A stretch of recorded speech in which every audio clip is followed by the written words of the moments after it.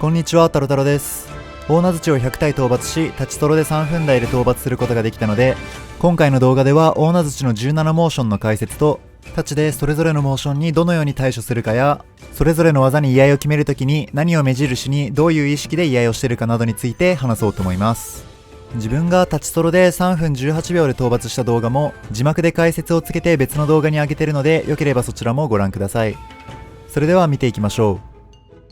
まずはじめに攻撃モーション以外のモーション2つを紹介します。1つ目は霧を吐き出してくる行動で、怒り状態に移行するときと必殺技を打つ前にやってきます。基本的に霧を吐き出しているときは攻撃チャンスなので、ゲージ回収をしたり強気に兜割りを狙ったりしています。次は透明の移動について話します。透明の移動は左右のどちらか真後ろに飛んでくるパターンの2パターンがあります。少し後ずさるのが予兆になっていて、横移動の時は砂ぼこりや水しぶきが移動の目印になります。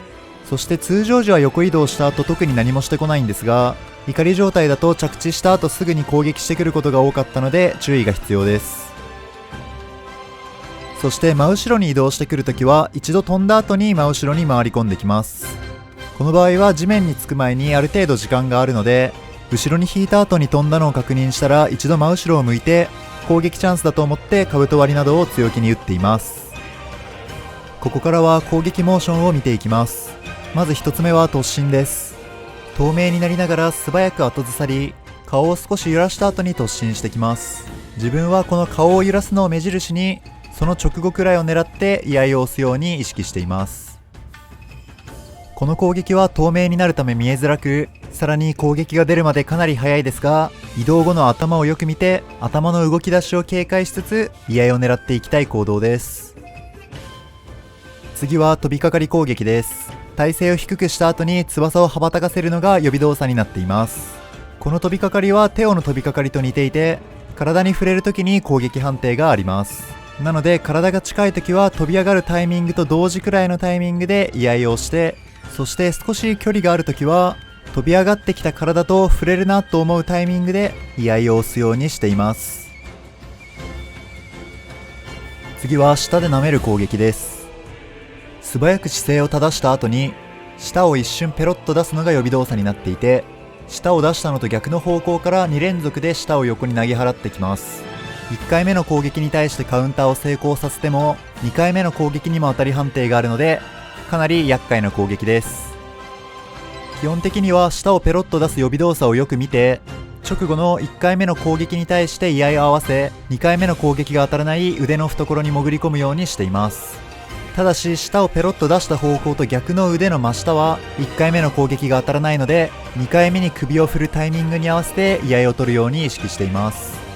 かなり攻撃の出が素早い上に、距離によってはどうしても2回目の攻撃が避けられないことも多いので、個人的には最も難易度の高い技だと思っています。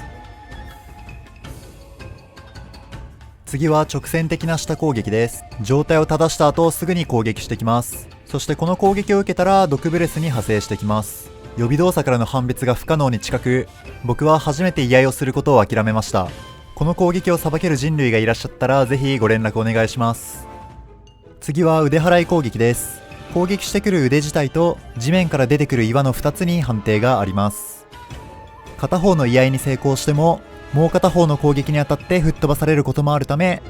かなりタイミングがシビアな攻撃になっています。片腕を上に上げる予備動作を確認し、直角に折れてる腕が水平になるタイミングを見て居合のタイミングを測っています。基本的には腕を狙って居合をして、その後に脇付近に通り抜けることで岩をかわすように意識しています。次は透明化して角で払ってくる攻撃です。この攻撃の後には兜割りなどの攻撃チャンスがあります。透明になった後に横を向いているのがこの攻撃の予備動作の特徴です。この攻撃は特によく光ってる角を目印にして、角をこちら側に振り始めたタイミングで居合するように意識しています。またこの攻撃は霧状態の時は2回連続でやってくるので、居合を決めた後はすぐに納刀してもう一度居合するように意識しています。次はのしかかり攻撃です。この攻撃も条件付きで兜割りなどの攻撃チャンスになります。状態を高く起こすかなり分かりやすい予備動作になっているので、その後は両腕に注目し、手を広げたのを確認してから居合を押すように意識しています。その後は落ち着いて頭に移動し、冷静に兜を当てに行きます。そしておそらく糸で繋がれている時は透明化をせずにのしかかってきて、その後に倒れ込むような動作が発生しないので、兜割りは狙わないようにしています。そしてこののしかかりは体力が一定以下になると2回連続でしてくるので、1回目ののしかかりを居合した後にすぐに納刀してもう一度居合を当てるように意識しています。次は尻尾叩きつけ攻撃です。主に大名槌の後ろにいる時にやってきます。尻尾を高く上げたのを確認して、尻尾が降りてくるちょっと早めを意識して居合するようにしています。またこの攻撃は後ろに位置取り続けると3回連続でやってくることもあるため、2回目を確認したら攻撃チャンスにもなります。次はひるみカウンターブレス攻撃です。ひるんだ後に透明化横移動をしたら、叩きつけるような毒ブレスを吐いてきます。この攻撃の後は少し隙が生まれるので兜割りを当てるチャンスです。基本的にひるんだのを確認したら、透明化横移動と同じように頭の砂ぼこりなどで移動する方向を確認し、その方向を向いて居合を構えておきます。その後は上体を上げるので、顔付近に注目して下ろし始めたあたりを狙って居合をするように意識しています。また切り状態の時はその場でカウンターブレスをしてくるので、早めに納刀して待ち構えるように意識しています。少しタイミングはシビアですが、頭が地面につくタイミングで切るのを狙えるとかなり大ダメージが期待できるのでおすすめです。次は透明化毒ブレスです。この攻撃は攻撃時間が長いため兜割りのチャンスになります。透明になりながら後ろに下がるのが予備動作になっていて、顔に注目して顔が一瞬止まったのを確認して居合をするように意識しています。居合さえできれば兜のチャンスが待っているので積極的にカウンターしたい攻撃です。次は毒の弾を直線に飛ばしてくる攻撃です。剣士の立ち位置だとあまり攻撃を受けることはありません。居合しても当たる距離にいないので適当に攻撃してから納刀するようにしています。次は毒の弾を山なりに吐き出してくる攻撃です。着弾した弾は毒の煙になって、その後に翼をはためかせることで煙を奥に飛ばしてきます。一度後ろに下がった後に毒の弾を飛ばしてきて、それが山なりだった場合は冷静に納刀して待ち構えます。そして翼をはためかせるのを確認して居合をするように意識しています。この後は攻撃チャンスです。また距離が近い場合は視点を少し上に上げて飛んでくる毒の弾を確認し、着弾するタイミングに合わせて居合をするようにしています。また切り状態だと一度毒の霧を飛ばした後に戻してくる場合があります。ただ一度カウンターした毒の霧に攻撃判定はありません。距離と毒の弾をよく確認して冷静に攻撃チャンスにつなげていきたい行動です。次は謎のダンスを繰り広げた後にそのまま飛び上がって真下に毒の爆弾を落とし、毒の煙が広がる攻撃です。通常時はジャンプした後そのまま着地するので、その後に兜割りなど攻撃チャンスがあります。この攻撃に対して居合をしても大名槌はジャンプしていて攻撃が当たらないので、落ちてくる毒の弾をよく見て見切り切りを合わせるようにしています。また切り状態の時はジャンプした後に後ろの方に飛んでいきます。そして着地後に拡散した毒の霧をまとめる時に攻撃判定があるので注意が必要です。切り状態の時は冷静に毒の霧の範囲外まで逃げて、毒の霧が収束した後に安全だと判断してから兜割りを狙うのでも十分だと思います。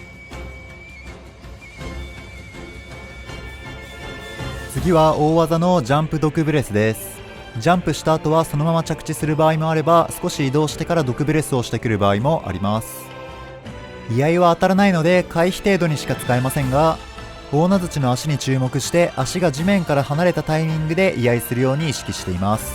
普通に横に脱出してその後の着地や毒ブレスに対して攻撃を狙いに行くのが安定すると思います。移動先が近ければ毒ブレスに居合を狙うのもありだと思います。最後は必殺技です。切り状態の時にさらに霧を吐き出すのが予兆になっています。霧を吐き出した後に透明化の横移動をしてきて、少し様子を見た後に体の周囲に大量の毒の弾を降らせ、その後にカウンター毒ブレスと同様の攻撃を2回連続でやってきます。この攻撃が始まったら、まず周囲の毒の弾には当たらない位置まで離れ、2回のカウンターブレスを2連続のカウンターでさばくとおしゃれです。ただこの攻撃は霧を吐き出した後の透明化状態の時におそらくダメージが足りていれば軽い攻撃を一撃当てるだけでダウンを取ることができます。なので自分は霧を吐き終わった後に攻撃を当てられるようにタイミングを調整して攻撃しています。あとは霧を吐き出している間は攻撃チャンスなので兜割りを打ってそれでひるませるのも安定します。兜割りを少し遅らせることで空中での撃墜も狙えるのでおすすめです。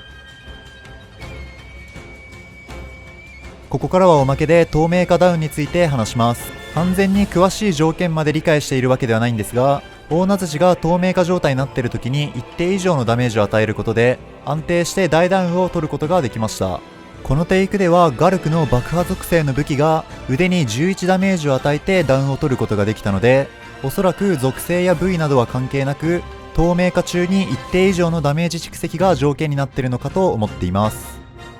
自分はこれを狙うため透明化移動の時は積極的に当てるように意識しています。